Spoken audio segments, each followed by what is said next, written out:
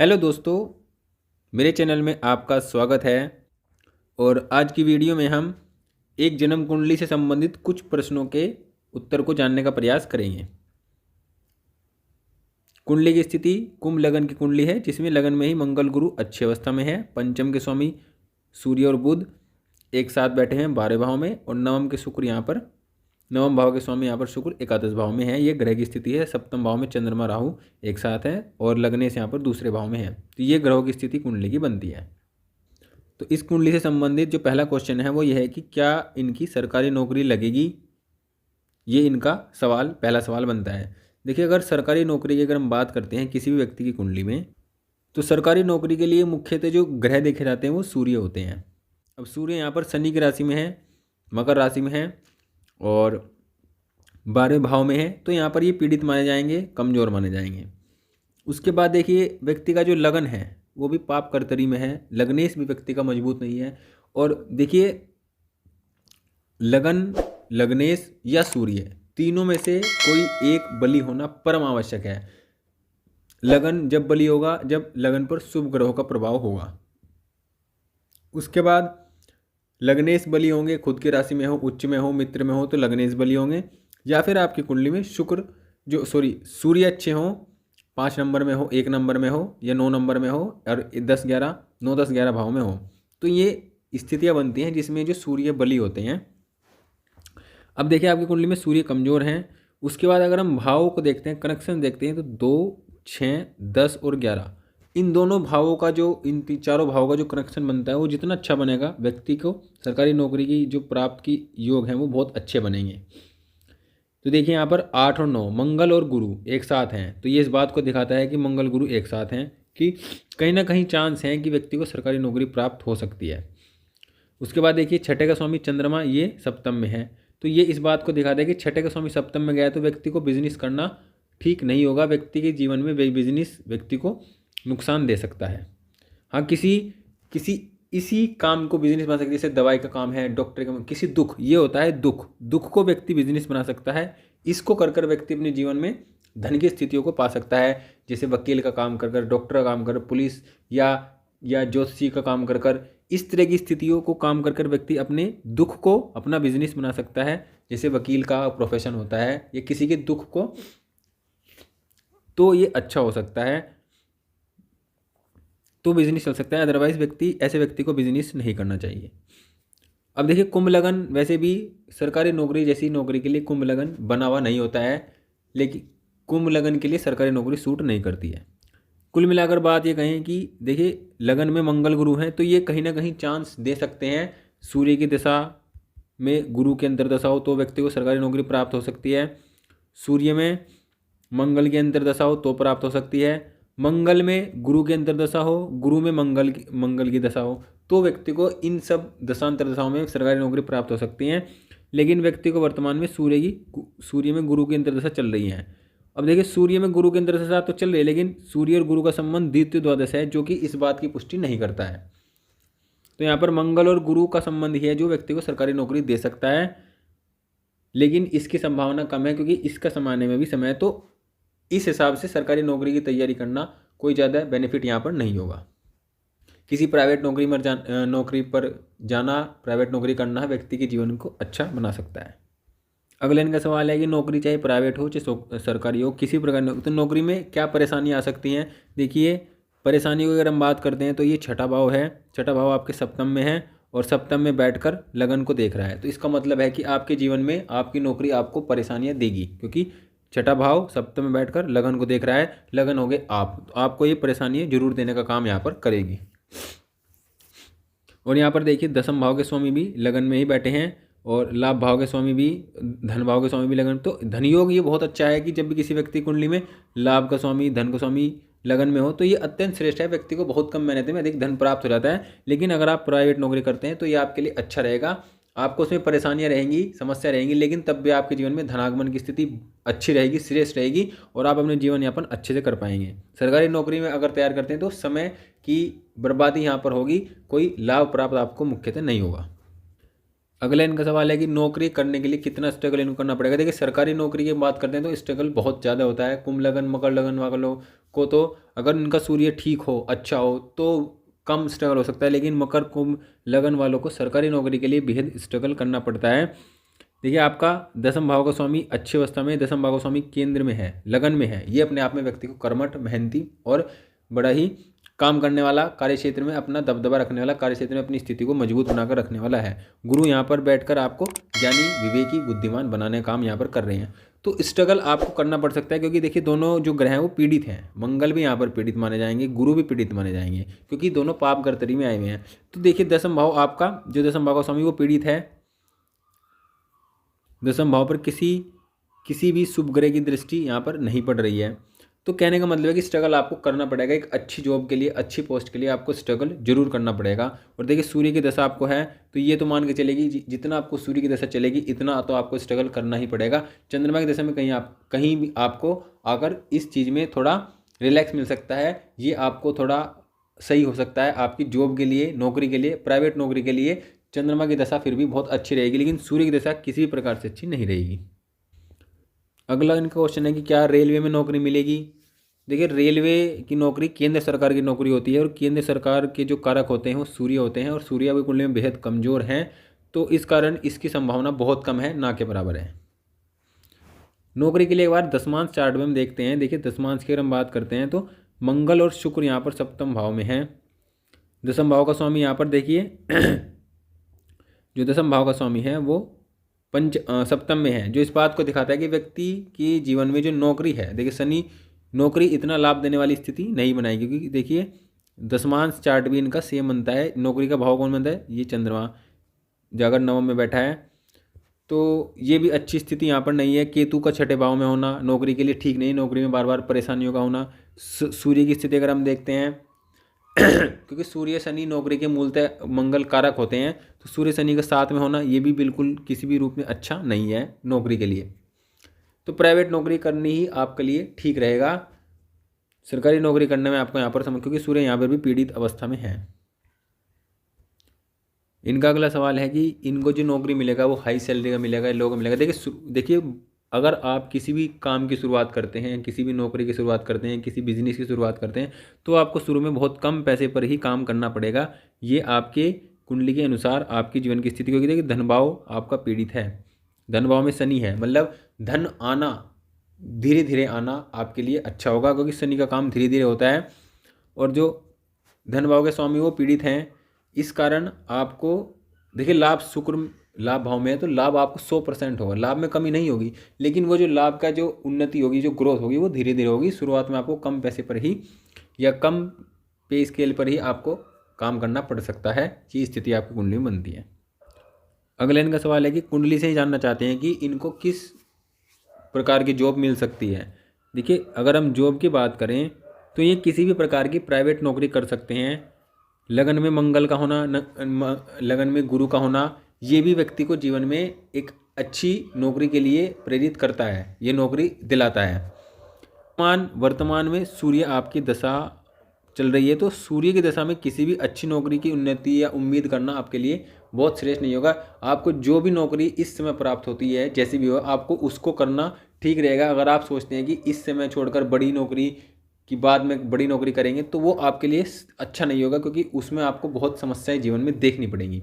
इस समय जो भी आपको प्राप्त हो, जो भी आपको मिल रहा हो, उसमें आप अपना काम शुरू कीजिए, उसमें करियर बनाइए, उसको आप शुरू कीजिए।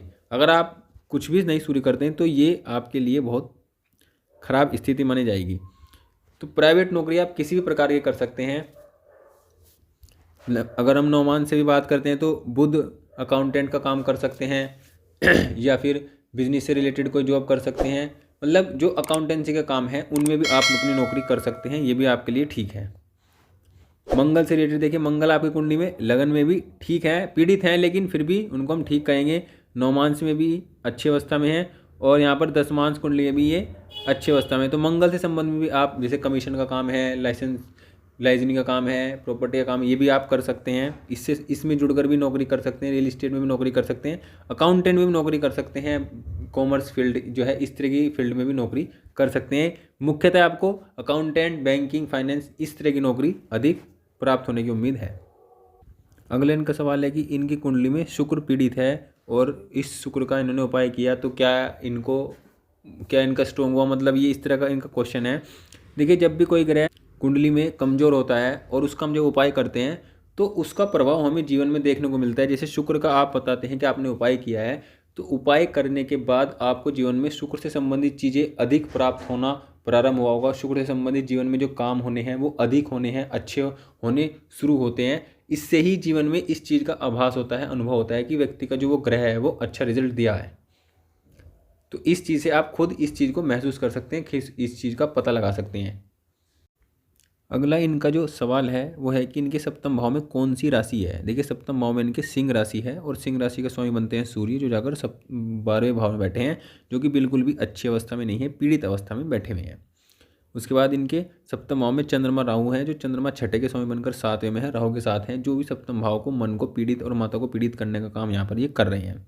तो सप्तम भाव इनका खराब स्थिति में यहाँ पर माना जाएगा, अच्छी अवस्था में नहीं माना जाएगा।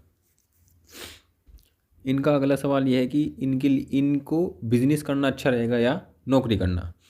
अब देखिए इनके लिए अच्छा रहेगा नौकरी करना, क्योंकि देखिए नौकरी बिजनेस वाला जो घर होता है सप्तम भाव होता है, सप्तम भाव में छठे का स्वामी बैठा है, तो ये बिजनेस को ख़राब करने का काम करेगा, बिजनेस में परेशानियां देने का काम करेगा। और राहु भी यहाँ पर सप्तम भाव में बैठा है, जो राहु सप्तम भाव को खराब करेगा, मतलब बिजनेस को भी खराब करेगा। तो यहाँ पर आप देखिए आप नौकरी कर सकते हैं, नौकरी में अच्छा लाभ कमा सकते हैं, लेकिन शुरुआत में उसमें भी आप शुरुआत में कम पैसे की नौकरी कर ही आपको करनी पड़ेगी, तब आपके जीवन में जाकर धीरे धीरे उसके स्टेप वाइज आप उसमें ग्रो कर पाएंगे। एकदम बड़ी नौकरी के चक्कर में रहकर आप अपना समय खराब करेंगे, आपको किसी प्रकार की सफलता या लाभ नहीं मिलेगा। तो इसलिए जो भी जिस सूर्य की दशा वैसे भी आपको है, अच्छी दशा आपके लिए नहीं है, तो इसलिए आप इस समय में जो भी आपको प्राप्त हो, जो भी मिले उसको आप करना प्रारंभ कीजिए।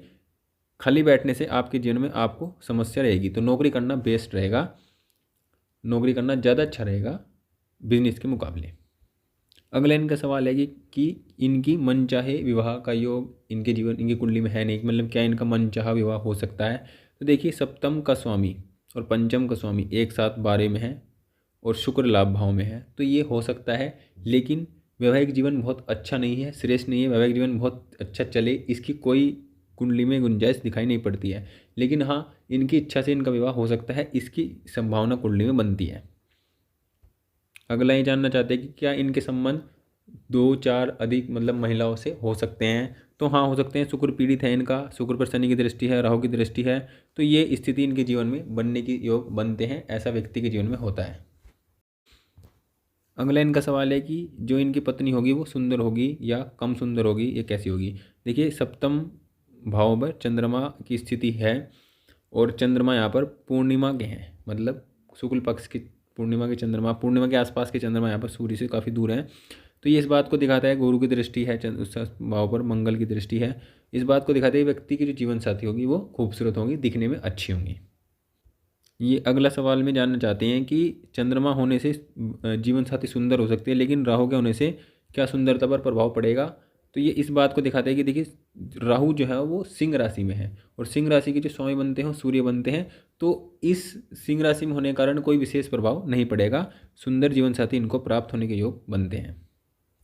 अगला इनका क्वेश्चन है कि क्या इनके जीवन में इनकी उम्र से अधिक जो उम्र की लड़की हो महिला हो उससे संबंध बन सकते हैं। तो देखिए राहु की स्थिति कुंडली में इस प्रकार की स्थितियों को बनाती है, राहु की दृष्टि शुक्र पर है, शनि की दृष्टि शुक्र पर है। अब शनि की दृष्टि शुक्र पर होना ये भी इस बात को दिखाता है कि व्यक्ति के जीवन में ऐसी स्थितियां बनती हैं, ऐसे संबंध बन सकते हैं, ऐसी स्थितियां होती हैं जो उम्र में बड़ी हों, उम्र में ज़्यादा हों।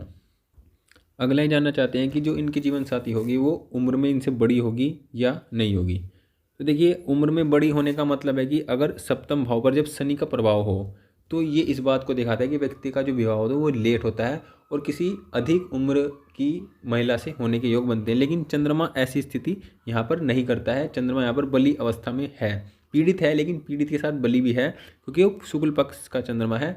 तो ये इस बात की पुष्टि नहीं करता है कि व्यक्ति को जीवन में जो जीवन साथी मिले वो उम्र से अधिक का मिले, यहाँ पर उम्र के बराबर के लगभग का ही जीवन साथी मिलेगा। अगले इनका सवाल है कि जो इनकी जीवन साथी होगी उनका स्वभाव जो होगा वो किस प्रकार का होगा। देखिए स्वभाव की जो प्रभाव होता है किसी भी व्यक्ति के जीवन साथी पर वो सप्तम भाव की राशि पर होता है, और सप्तम भाव की राशि यहाँ पर सिंह राशि है, जो गुस्सैल, जिद्दी, चिड़चिड़ा, अपनी जिद की करने वाला, अपने मन की करने वाला, दूसरों पर शासन करने वाला, ऐसे व्यक्तियों का व्यक्तित्व होता है सिंह राशि वाला।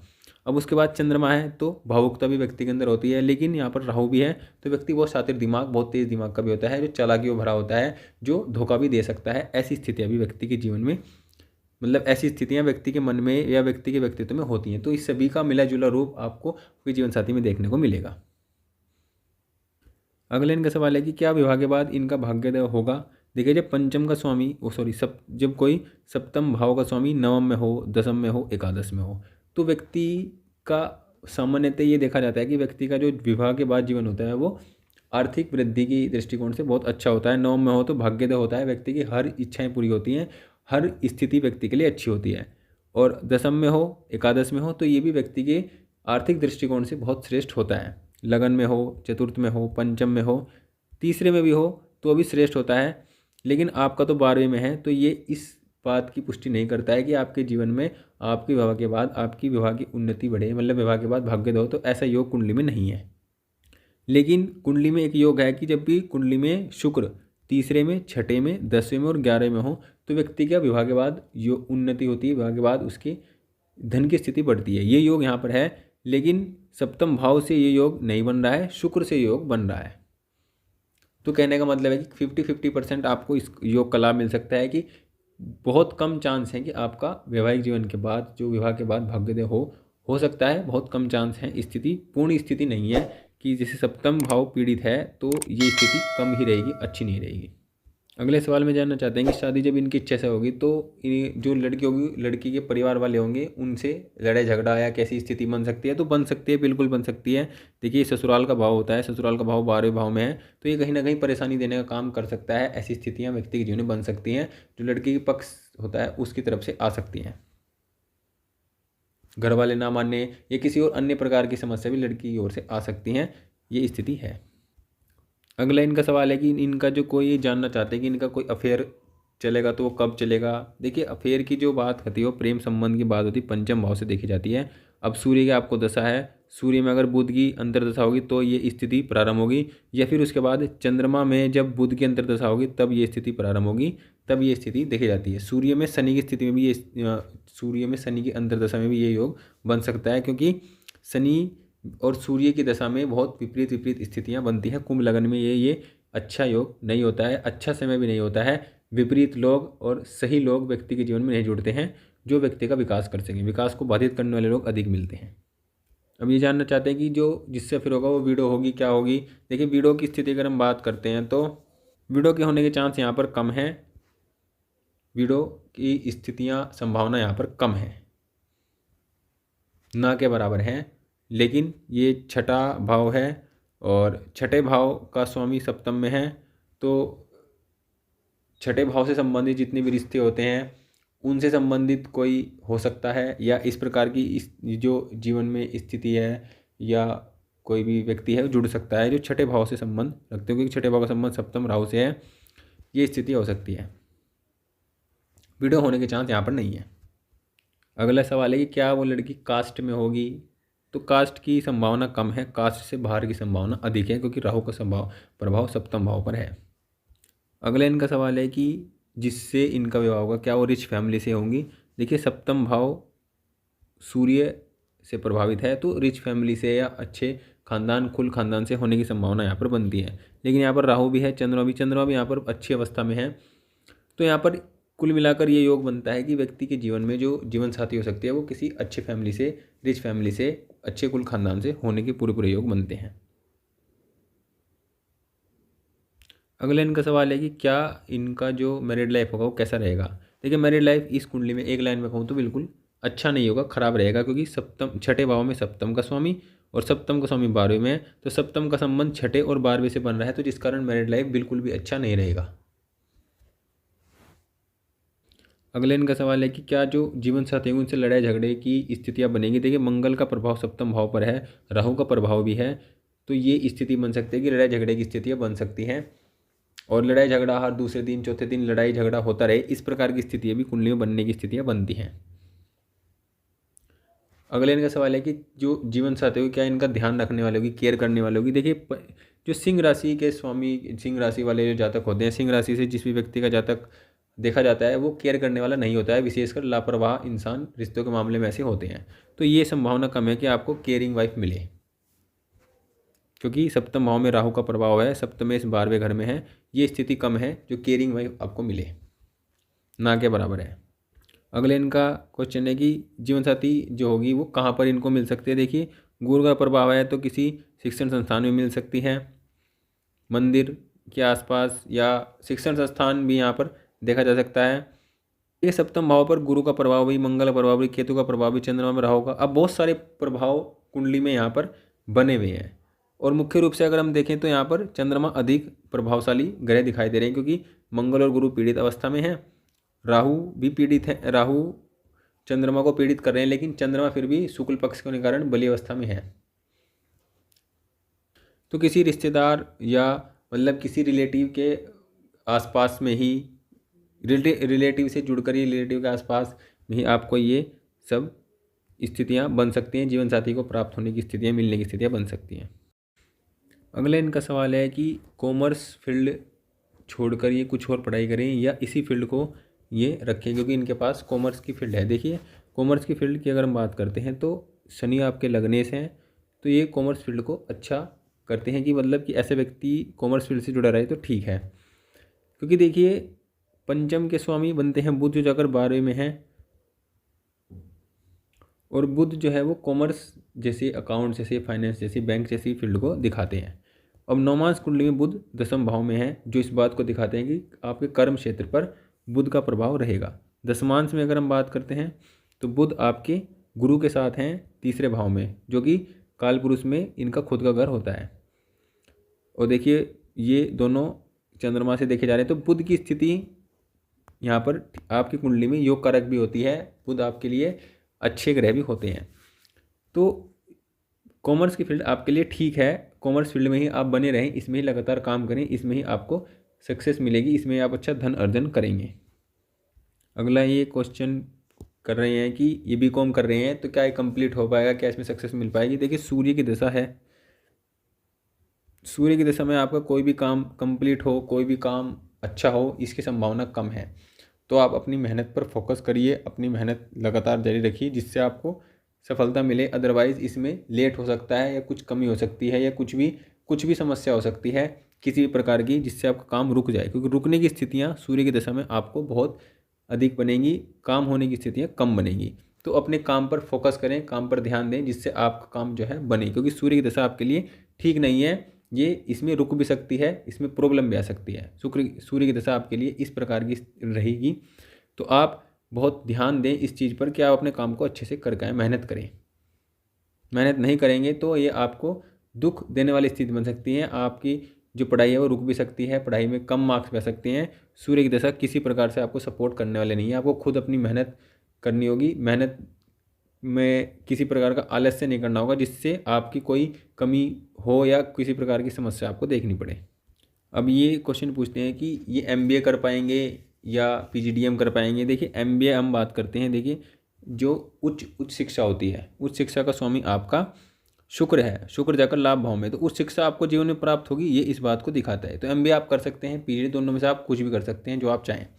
लेकिन देखिए इसमें भी आपको बहुत सावधानी बरतनी होगी, दोनों पर पाप ग्रह की दृष्टि है, शुभ ग्रह की दृष्टि नहीं है। समस्या ये है कि शुभ ग्रह की दृष्टि ना होना। अगर शुभ ग्रह की दृष्टि हो तो व्यक्ति को जीवन में समस्या आती है और चली जाती है, लेकिन जब शुक्र जैसे ग्रह पर या किसी भी ग्रह पर शुभ ग्रह की दृष्टि ना हो, केवल पाप का ग्रह की दृष्टि हो, तो ये एक समस्या देने का काम भी करती है। तो आप कर कोई सा भी सकते हैं, लेकिन उसको मेहनत से करें, ध्यान से करें, तो उसके कंप्लीट होने के चांस अधिक होंगे। अगर आप उसमें फोकस नहीं करेंगे तो उसके अनकम्प्लीट रहने के चांस भी यहाँ पर रह सकते हैं, क्योंकि देखिए जो नवम भाव है, नवम भाव पर वैसे गुरु का प्रभाव भी है, तो ये इस बात को दिखाता है कि व्यक्ति की शिक्षा उच्च शिक्षा होगी और व्यक्ति उच्च शिक्षा को प्राप्त भी कर पाएगा। गुरु भी यहाँ पर बहुत मजबूत अवस्था में नहीं है, तो ये है कि गुरु आपको शिक्षा के मामले में सपोर्ट करेंगे, क्योंकि नवम भाव के गुरु कारक होते हैं और नवम भाव एकादश में है, तो ये एक स्थिति अच्छी है जिसमें आपको उच्च शिक्षा प्राप्त हो सकती है। अब इनका सवाल अगला है कि इनको एजुकेशन में बहुत समस्या आती है। देखिए पंचम का स्वामी 12वें में है, पीड़ित है, कमज़ोर है, और 12वें में गया तो मतलब ये पंचम है और पंचम गया 12वें में, मतलब शिक्षा गई व्यय में, मतलब शिक्षा का कोई लाभ व्यक्ति को जीवन में ना मिले, इस प्रकार की कुंडली में योग हैं। तो शिक्षा पूरी ना हो, शिक्षा में रुकावट बाधाएं, ये सब यहाँ पर दिखाई पड़ती हैं। तो शिक्षा में बहुत अधिक बाधाएं, रुकावट, परेशानियां आपको देखनी पड़ेंगी, क्योंकि दशा आपकी बिल्कुल भी फेवर नहीं है। मैं बार बार इस कुंडली में की बात कह रहा हूँ कि दशा आपके लिए बिल्कुल भी फेवर नहीं है। तो आप अपने बड़े काम, प्रत्येक काम को बहुत ध्यानपूर्वक, बहुत ही फूक फूक पर किसी कदम को रखें, किसी स्टेप को लें, किसी भी डिसीजन को लें, क्योंकि शिक्षा में इस समय आपका शिक्षा का समय है और शिक्षा के समय में आपके जो दशा है वो बिल्कुल भी अनुकूल नहीं है, जो आपको शिक्षा में रुकावट, शिक्षा में नंबर कम होना, शिक्षा में सफलता ना मिलना, शिक्षा में तमाम तरह की समस्या आपको देने का काम कर सकती है। उच्च शिक्षा में भी प्राप्त आपको उच्च शिक्षा भी हो सकती है, लेकिन उसमें भी तमाम तरह की समस्याएं आपको देखनी पड़ेंगी। तो इसके लिए आप अपने बुध को बलि करिए, गणेश जी की आराधना जितने आप कर सकते हैं उतनी करिए, गणेश अथर्वशीर्ष का पाठ प्रत्येक बुधवार करें, तो आपके लिए आपकी शिक्षा आपको लाभ देगी, आपके लिए अच्छी रहेगी। अब ये अगला सवाल पूछते हैं कि क्या इनके लिए ITI करना ठीक होगा, मतलब इंडस्ट्रियल ट्रेनिंग इंस्टीट्यूट जो होते हैं, मतलब किसी प्रकार की टेक्निकल ट्रेनिंग। देखिए, टेक्निकल ट्रेनिंग के लिए मंगल और शनि का कॉम्बिनेशन होना जरूरी होता है। जब भी किसी तकनीकी ज्ञान की बात होती है तो मंगल शनि का कॉम्बिनेशन कुंडली में जितना अच्छा होता है, व्यक्ति उतना ही अच्छा काम करता है। लेकिन मंगल और शनि यहाँ पर द्वितीय द्वादश स्थिति में है, एक दूसरे 12वें में है, तो इनका कोई लेना देना मंगल शनि का कुंडली में नहीं है, जिस कारण आप अपनी फील्ड, जो कॉमर्स फील्ड है, BCom आप कर रहे हैं, तो उसमें ही आप बने रहें, उसमें ही आपको अच्छा धन लाभ होगा। शुरुआत में जो भी काम आपको मिले, जैसी भी नौकरी मिले, आप उसको करिए। ये मत सोचिए कि आप कोई बड़ी नौकरी ही पाकर तब शुरू करेंगे, ये आपके लिए घातक, हानिकारक सिद्ध हो सकता है। लेकिन तकनीकी शिक्षा प्राप्त करने का कोई विशेष योग यहाँ पर नहीं है। अगला सवाल इनका है कि सप्तम में राहु है, सप्तम में चंद्रमा है, जिस कारण व्यक्ति के जीवन में जो एक्स्ट्रामेटल अफेयर हैं वो बन सकते हैं। देखिए, हाँ, बिल्कुल बन सकते हैं। सप्तम का स्वामी नवमांश कुंडली में बुध की राशि में, ये एक प्रोमिनेंट और बहुत पक्का योग होता है किसी व्यक्ति के जीवन में एक्स्ट्रामेटल अफेयर होने का। और यहाँ पर राहु है तो व्यक्ति बिरादरी या जाति से बाहर या धर्म से बाहर भी इस काम के लिए जा सकता है, इस स्थिति के लिए जा सकता है। और व्यक्ति किसी भी रिश्ते को नहीं देखता है ऐसी स्थिति में, क्योंकि राहु का प्रभाव व्यक्ति की बुद्धि को भ्रष्ट कर देता है, जिस कारण व्यक्ति अपने गलत पथ पर अपने जीवन में चल जाता है। तो ये एक अच्छा योग कुंडली में नहीं है। अगला इनका सवाल कुछ अजीब सा है कि पंचम भाव पर शनि की दृष्टि है, जिस कारण इनके कुंडली में इनको अपनी उम्र से अधिक जो इनकी हम उम्र की जो कन्या हो, उनकी तरफ आकर्षण की स्थिति बनती है। देखिए, सप्तम जो शनि है, शनि की 3 दृष्टियाँ होती हैं। एक तो तीसरे, चौथे घर पर पड़ेगी, 7वें घर पर पड़ेगी, और यहाँ पर इसकी 10वीं दृष्टि 11वें घर पर पड़ेगी। तो पंचम भाव पर शनि की किसी प्रभाव की, कोई प्रभाव की दृष्टि नहीं है, कोई प्रभाव पंचम भाव पर शनि का नहीं है। देखिए, कुंडली में चंद्रमा, राहु की दृष्टि शुक्र पर होना, शनि की दृष्टि शुक्र पर होना, नवमांश कुंडली में शुक्र का 12वें का प्रभाव देना, तो ये कैरेक्टर को खराब करने का योग बनता है। ऐसे व्यक्ति के जीवन में चरित्र पर लांछन लगना, चरित्र खराब होना, चरित्र के कारण अपमानित होना, ये ऐसे योग व्यक्ति के जीवन में बनते हैं और इनसे कारण व्यक्ति परेशान भी होता है, जीवन में दुख भी देखता है।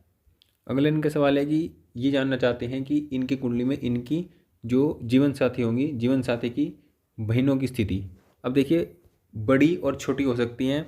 जैसे कि सप्तम है, सप्तम से थर्ड, तीसरे में कोई भी ग्रह नहीं है, कोई भी दृष्टि नहीं है, तो छोटी होने की संभावना कम है। अब देखिए, सप्तम है, सप्तम से ये दशम होगा और दशम से एकादश, तो मतलब बड़े भाई बहन या छोटे भाई बहन, दोनों में से किसी की स्थिति यहाँ पर दिखाई नहीं पड़ती है। अगले इनका सवाल है कि जो जॉब मिलेगा वो लो पोस्ट पर मिलेगा, हाई पोस्ट पर मिलेगा। तो पहले ही बता दिया इसका आंसर कि कुंडली में आपको कम पैसे की शुरुआत में नौकरी मिलेगी, जिसको आपको कर लेना चाहिए।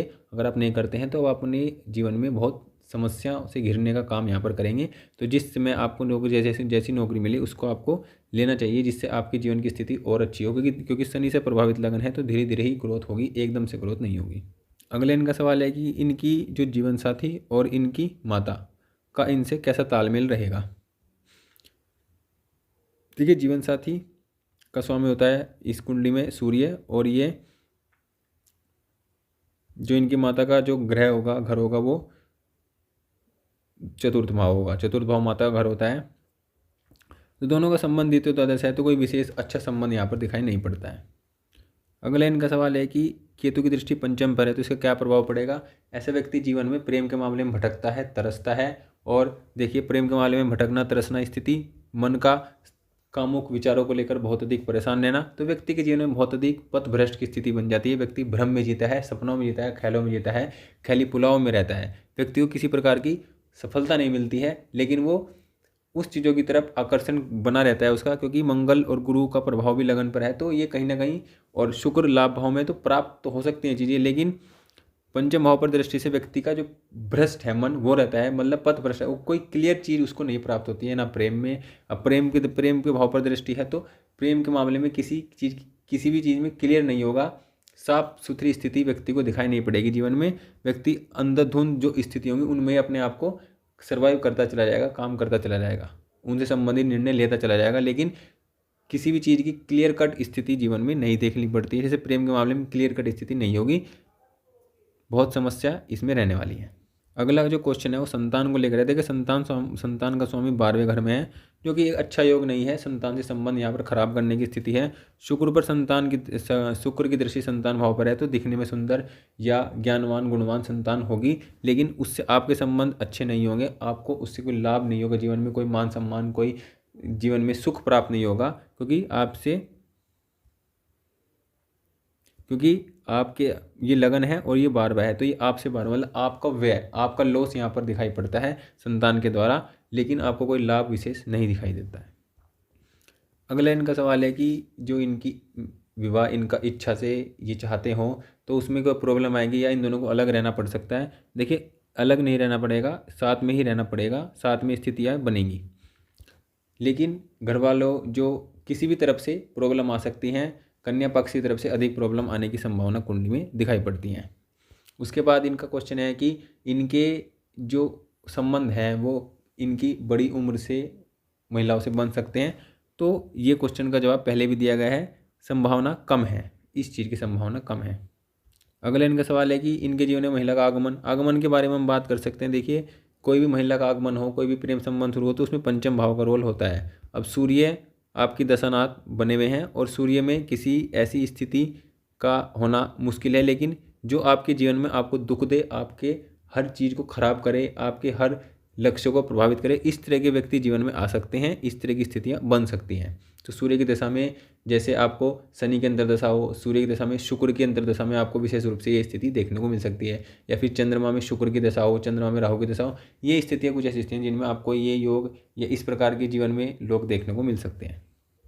अगले इनका क्वेश्चन है माता को लेकर कि माता का जो स्वास्थ्य है वो ठीक नहीं रहता है। देखिए चतुर्थ भाव का स्वामी कौन बनता है? शुक्र बनता है, जो जाकर लाभ भाव में बैठा है। ये एक अच्छी स्थिति है कि व्यक्ति को जीवन में चतुर्थ भाव से संबंध चीज़ें प्राप्त होती हैं, उनका सुख मिलता है, लेकिन अभी चतुर्थ भाव माता का भाव होता है, इस पर किसी शुभ ग्रह की दृष्टि नहीं है, एक शनि की दृष्टि है, पाप ग्रह की, जो माता के स्वास्थ्य को खराब करने का काम करेंगे। और शनि का प्रभाव पैरों पर होता है, और शनि की दृष्टि चतुर्थ भाव पड़ने से माता के जो पैरों वाला हिस्सा है, पैर का हिस्सा है, उसमें प्रॉब्लम यहाँ पर दिखाई पड़ती है। राहु की दृष्टि भी शुक्र पर है, जो व्यक्ति की राहु चंद्रमा के साथ है तो मन पीड़ित है, माता का स्वास्थ्य पीड़ित हमेशा रहेगा।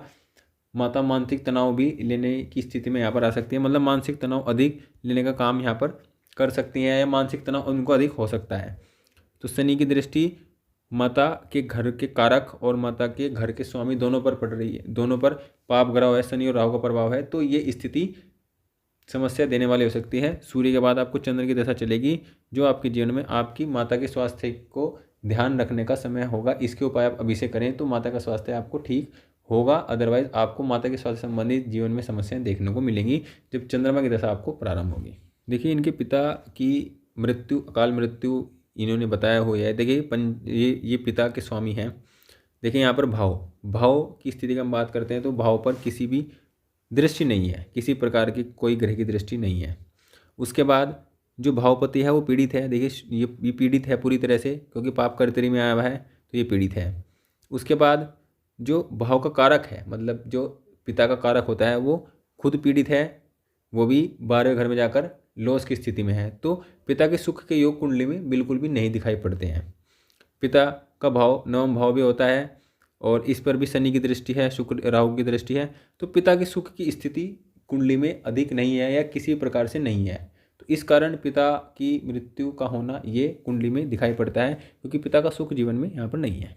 अगले इनका सवाल है कि एक्स्ट्रामैरिटल अफेयर से जो रिलेशन है वो कब बन सकते हैं, देखिए इनको इसमें बताया गया है चंद्रमा में राहु की अंतर्दशा हो, चंद्रमा में शुक्र की अंतर्दशा हो, चंद्रमा में शनि की अंतर्दशा हो, ये ऐसे चंद्रमा में सूर्य की अंतर्दशा हो, चंद्रमा में बुध की अंतर्दशा हो, ये ऐसे समय हो सकते हैं जिनमें व्यक्ति को इस प्रकार के संबंध बने, इस प्रकार के जो एक्स्ट्रामेटल वाली स्थितियाँ जीवन में बन सकती हैं।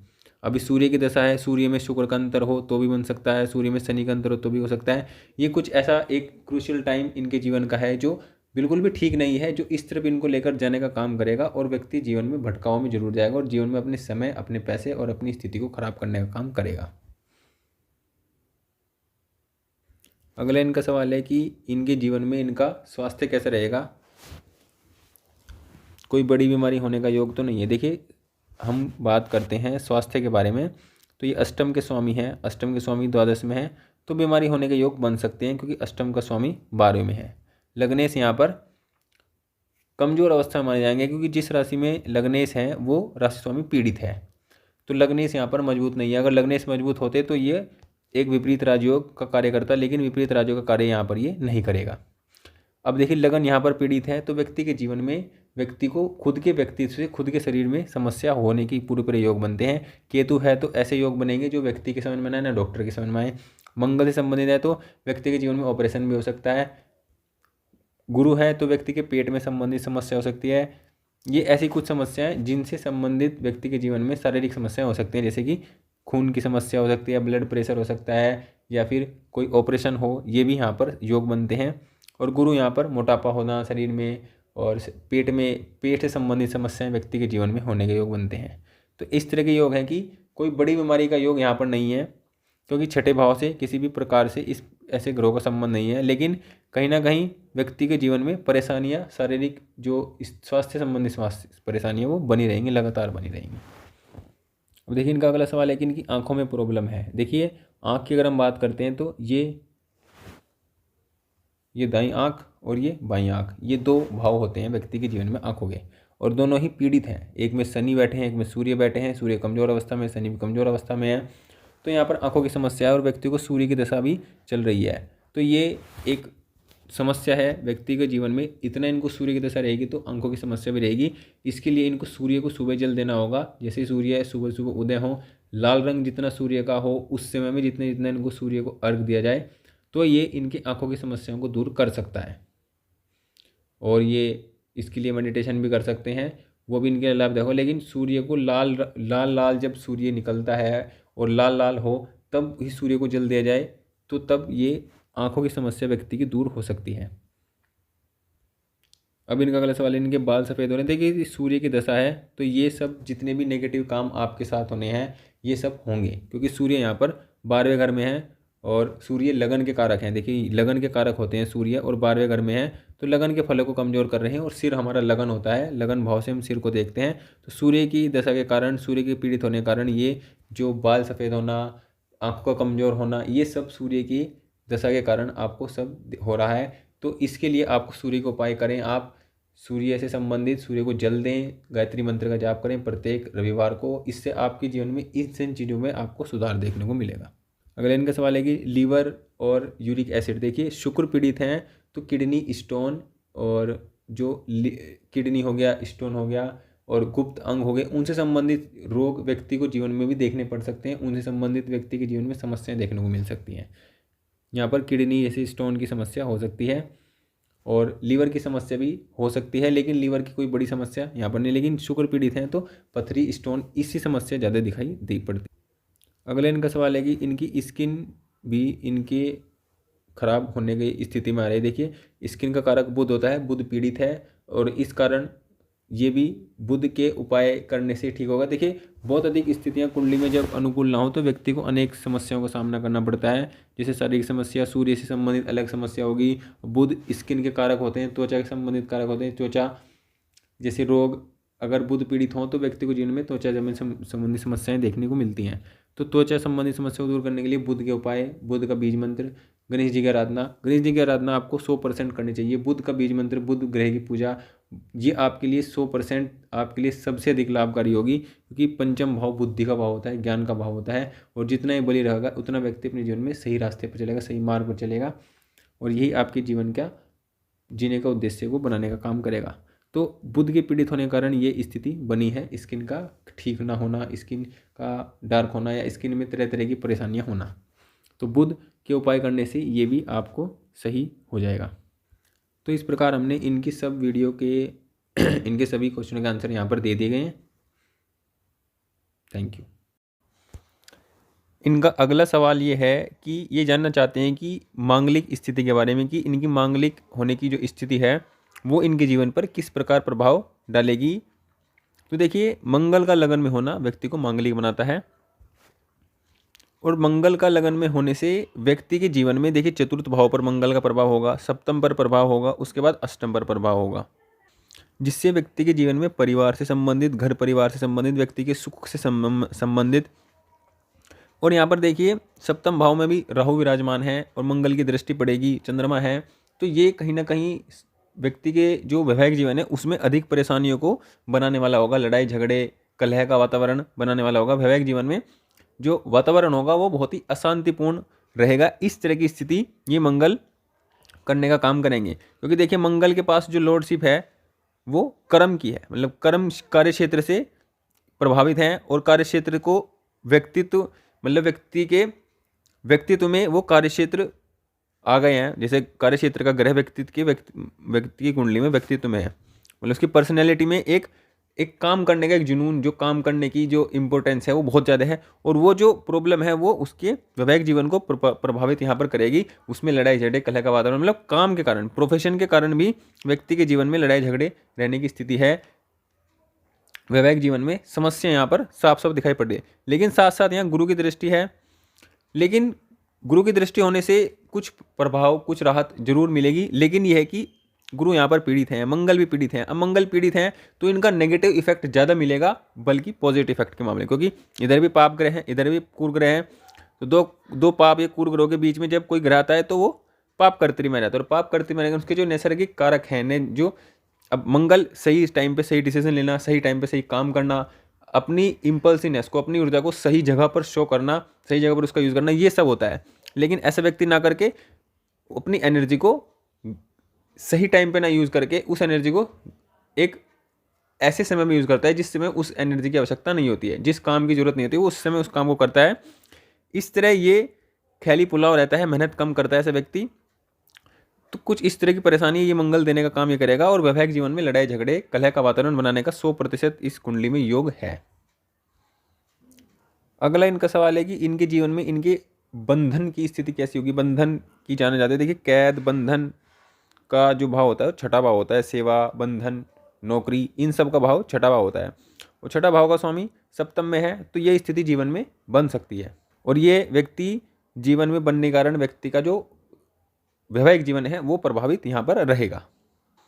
और ये जानना चाहते हैं कि बंधन, जो ये बंधन है या जो छठे भाव का स्वामी है जो प्रॉब्लम देने वाला है, ये प्रेम के जीवन पर किस प्रकार असर डाल सकता है। तो प्रेम, देखिए छठे भाव के स्वामी का किसी प्रकार से पंचम भाव से संबंध नहीं है, तो ये इस स्थिति में कोई विशेष प्रभाव डालने की स्थिति में नहीं है। इससे प्रेम संबंध पर कोई बुरा प्रभाव यहाँ पर नहीं पड़ेगा।